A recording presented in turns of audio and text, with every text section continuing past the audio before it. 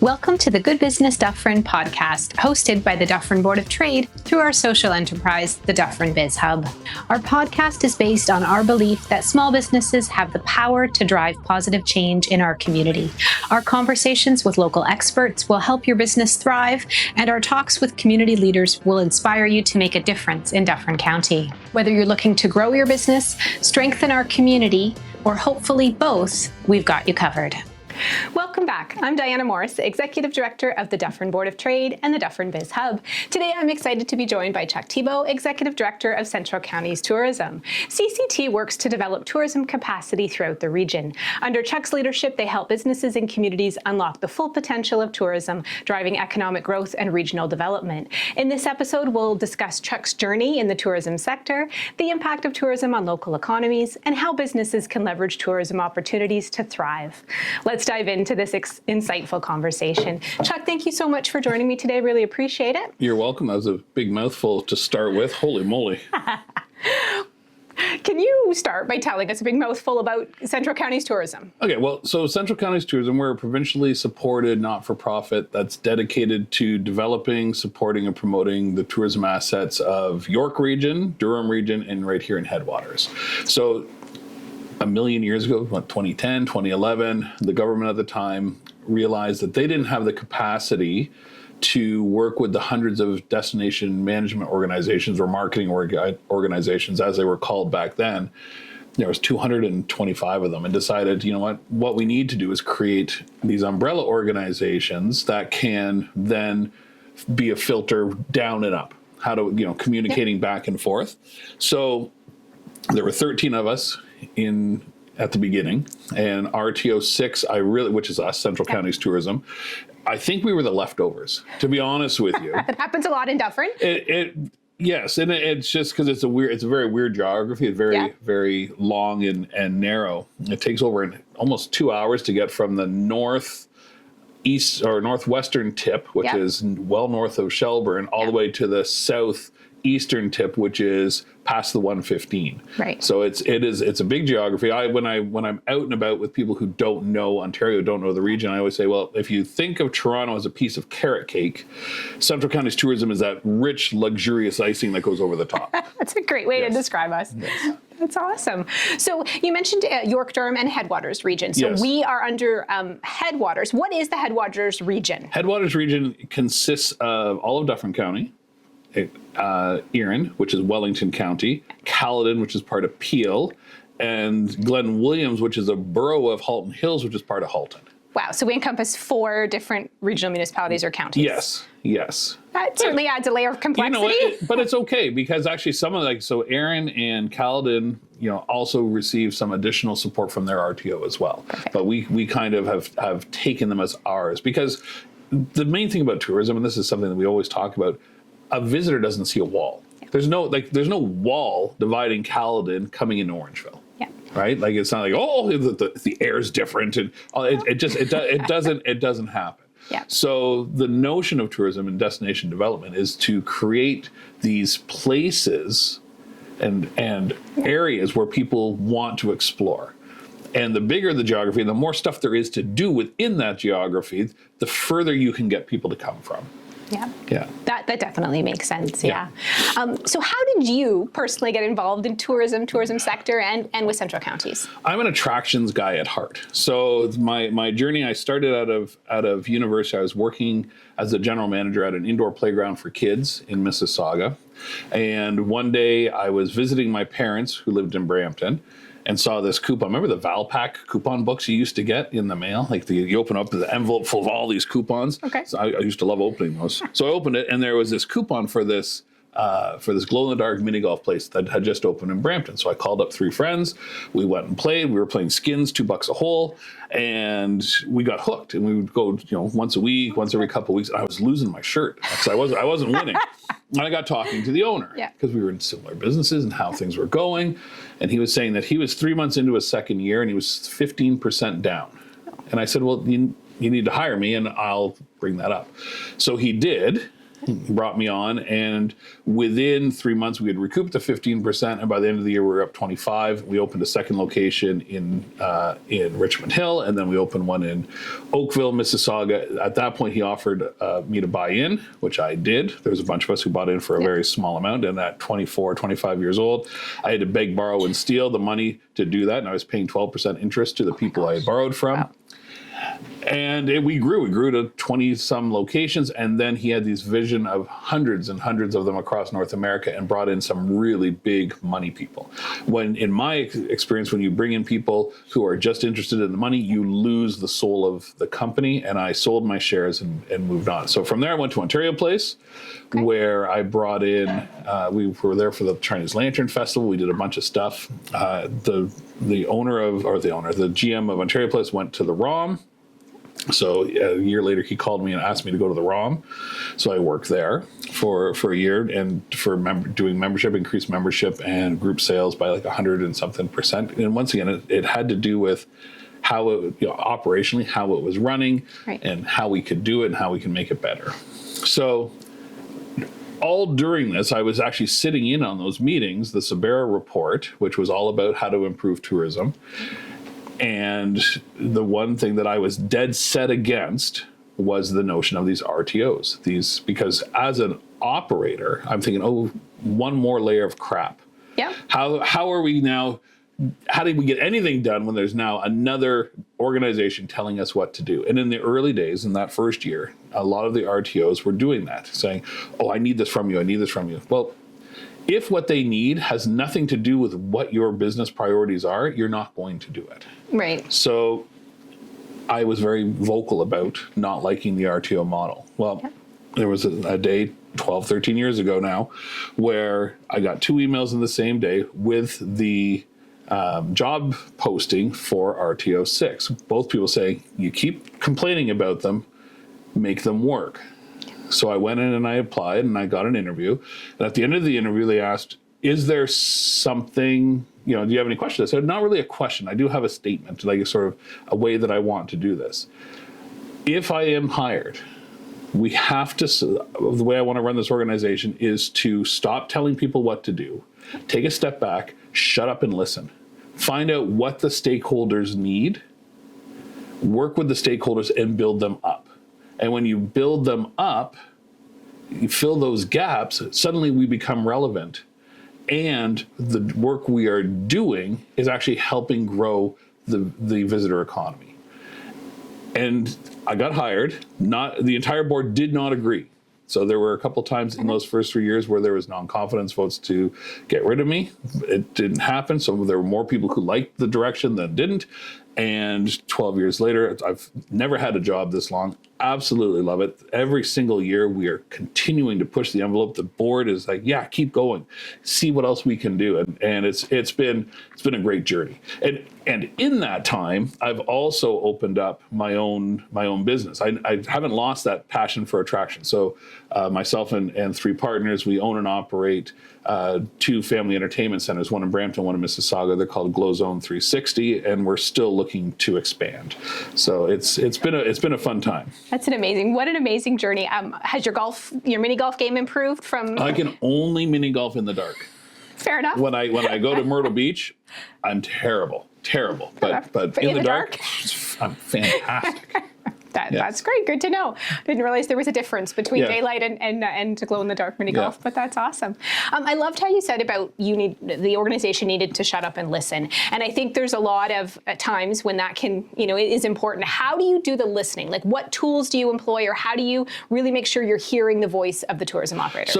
So one of the things we do is we actually meet with every single municipality within our region a minimum of twice a year to find out what their priorities are. And to figure out, and when we do that, we find out what are some of the common priorities, because if it's a common priority for the majority of those communities, then we're able to make that a priority for us to help out.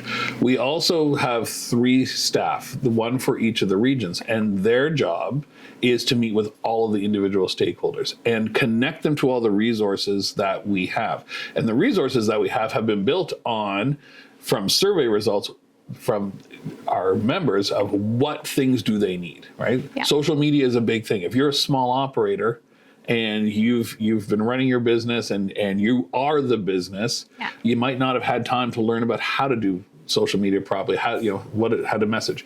We have all these courses that we offer, right? Route development is another big piece. Well, one of the things we talked about right away was, the more things there are for people to do, the more, the further distances they're going to come. Yep. So having stakeholders recognize that they're not in competition is a big, big deal. I had a fantastic experience in Orangeville just before Christmas. We were on one of these guestware trips, and it sent us to Orangeville to go try the Bluebird Cafe. Awesome. Well, we got there. We had done the whole thing. Actually, I bought this in Erin because they sent us to Erin. I was like, oh, this is a great sweater. And so we get to the Bluebird Cafe. Happened to be when the Christmas market was on. So downtown was packed. It was awesome. Yeah. But the Bluebird Cafe was full.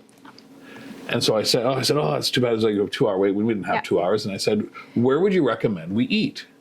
And without a hesitation, she recommended 3 different restaurants that she thought that we would enjoy and sent us on our way. And we did. We went, instead of going home, we then went to one of the other restaurants and we had lunch. We actually told the server, we said, Bluebird sent us. Yeah. And she was like, this is awesome. She goes, I'll make sure the owner knows so we can do the same thing. That's perfect. Right? If every restaurant in Orangeville did that every single time, if they were full, Orangeville would become known as an eating destination. We've come back since. I live in Georgetown, so it's a 45-minute run. Yeah. We've come back since to eat at the Bluebird Cafe. Awesome. And so it's just one of those things where you have to change your mentality when you are thinking about the visitor economy versus thinking about servicing your locals. Yeah. Right? 60% of the visitors that are in Orangeville aren't from Orangeville. And where are they from? Do you have some statistics on where they're from? Yes, not off the top of my head. No, of course, but so there are, of that 60% that aren't, 40% of them are within 40 kilometers but don't live in Orangeville. But who cares, right? Orangeville shouldn't care because that's still new money. Absolutely. Coming in where someone doesn't work in Orangeville or live in Orangeville who's spending their money in Orangeville. Yeah. And then the other 20% are coming from outside of 40 kilometers. So that is, they are making a concerted decision. That's like Trish and I when we were up here, right? A concerted effort to come in to to Orangeville for a specific purpose. Yeah. So and it was and of that 20% was 1.5 million visitors in 2023. Wow, that's amazing. That's a lot of people. That is. Right? So Orangeville is already a big tourism place. Yep. Right? Shelburne is too, believe it or not, 1.2 million visitors. That's awesome. Outside of 40 kilometers.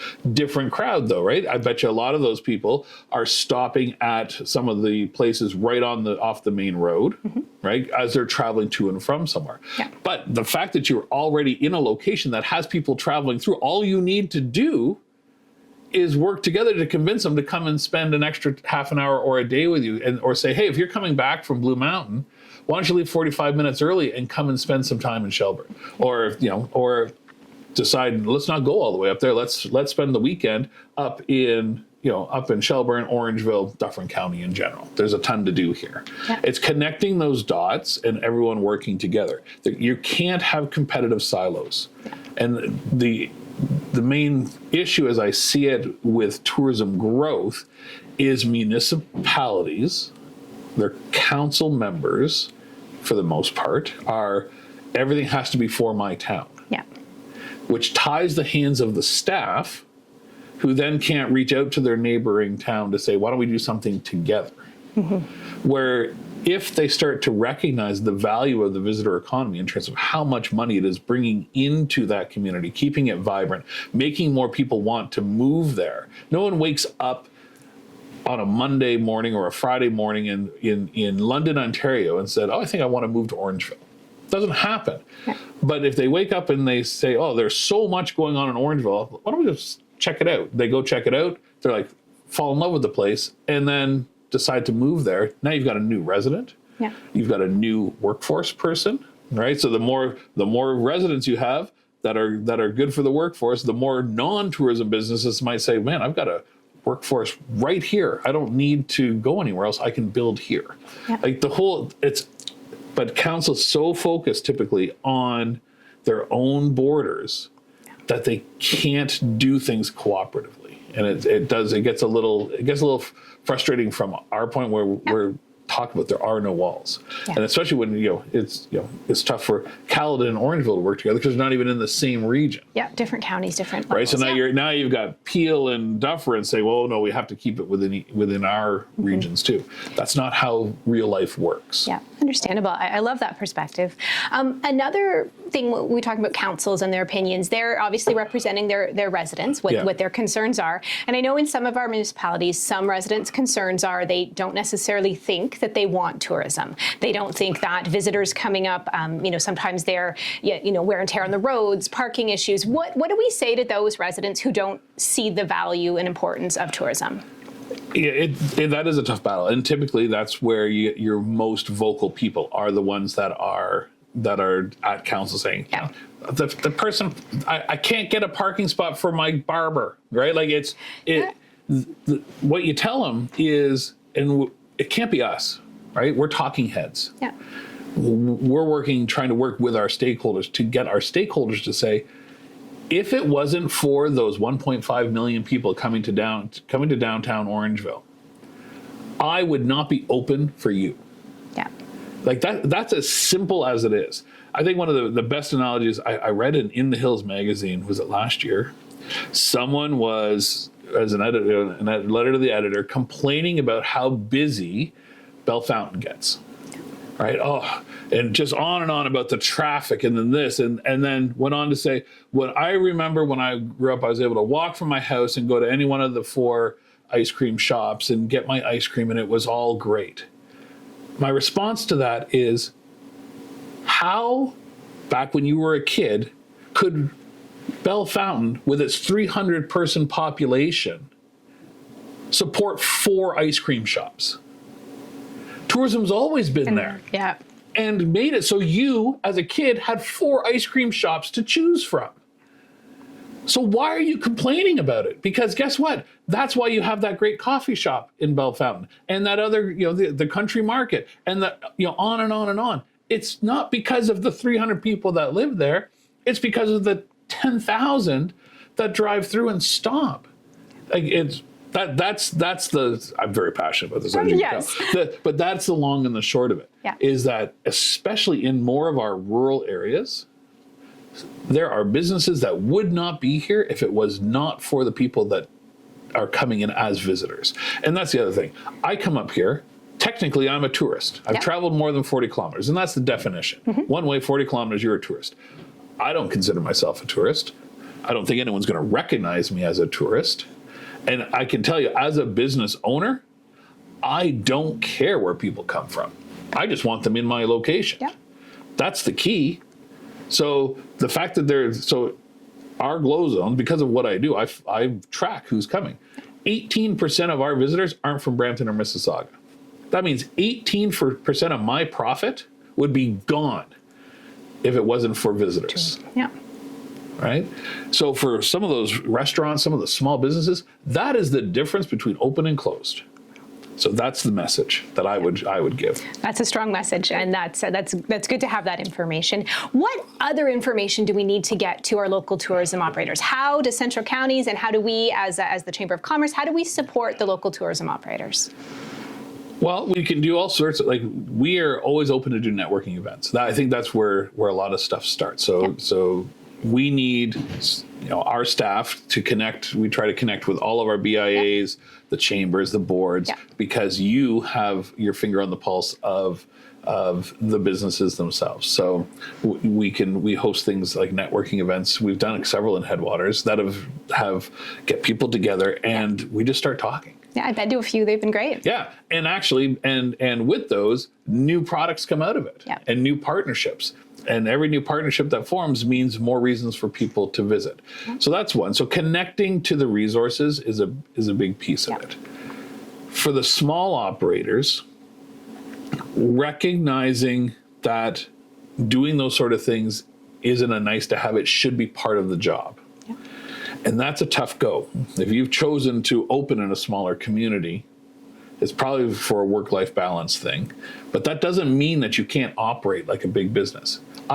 Glow Zone is a mom and pop organization. We don't operate like one, right? Our end goal as owners are not to be 75 years old working at the location. Is to make the locations thrive enough so that other people can work at the location and we can be making decisions on a golf course. A small business can be doing the same thing.